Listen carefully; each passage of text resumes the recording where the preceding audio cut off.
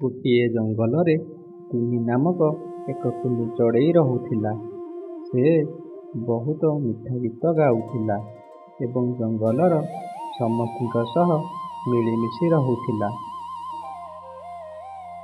ଦିନେ ଖରା ଦିନେ ପ୍ରବଳ ଗରମ ଯୋଗୁଁ ଜଙ୍ଗଲର ସବୁ ନଦୀ, ପୋଖରୀ ଓ ନାଳ ଶୁଖିଗଲା।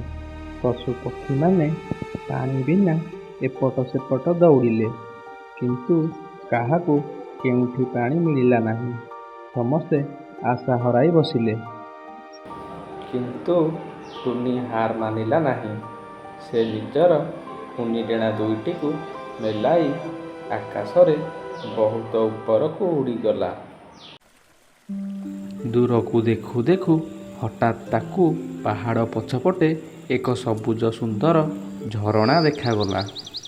ସେ ସାଙ୍ଗେ ସାଙ୍ଗେ ଫେରି ଆସି ଜଙ୍ଗଲର ସବୁ ପଶୁ ପକ୍ଷୀମାନଙ୍କୁ ଖବର ଦେଲା ଏବଂ ସେମାନଙ୍କୁ ସେହି ବାଟ ଦେଖାଇ ନେଇଗଲା।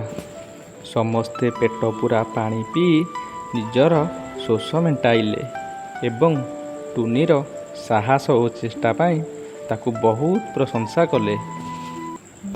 ଏହିଠାରୁ ଆମେ ଏହି ନୀତି ଶିକ୍ଷା ପାଇଲେ, ଆକାରରେ ଛୋଟ ହେଲେ ମଧ୍ୟ ଯଦି ଇଚ୍ଛା ଶକ୍ତି ଓ ଧୈର୍ଯ୍ୟ ଥାଏ, ତେବେ ସବୁ ଅସମ୍ଭବ କାମକୁ ସମ୍ଭବ କରାଯାଇପାରିବ।